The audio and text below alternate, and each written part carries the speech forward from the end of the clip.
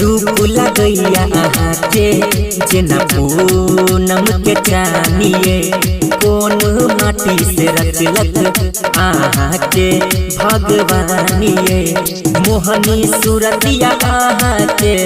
मोहनी सूरतिया आहा के निंदिया उड़ा देलक अखिया के कजरा जानिए दीवाना बना देलक अखिया के कजरा जानिए पागल बना देलक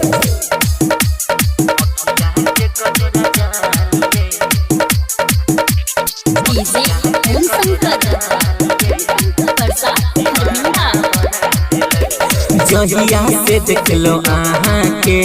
लागईने हमरा मोनिए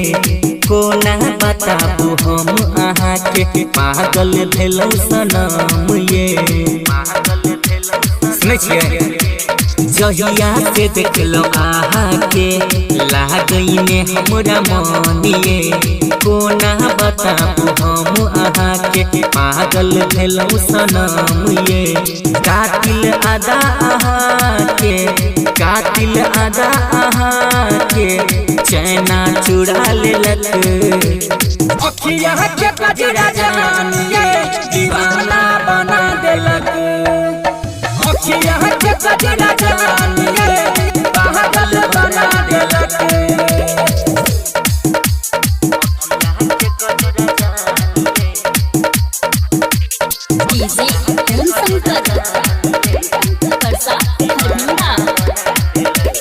मन मंदिर में हमारा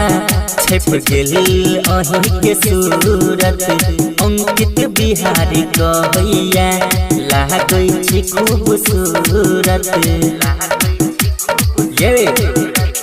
मन मंदिर में हमारा छप गेल अहीं के सूरत अंकित बिहारी कहैया लागै छी खूबसूरत राजू राजा जानिए रौशन सरोज जानिए अपना बना लेलक अखिया के कजरा जानिए दीवाना बना देलक अखिया के कजरा जानिए पागल बना देलक रूप लगैया आहा के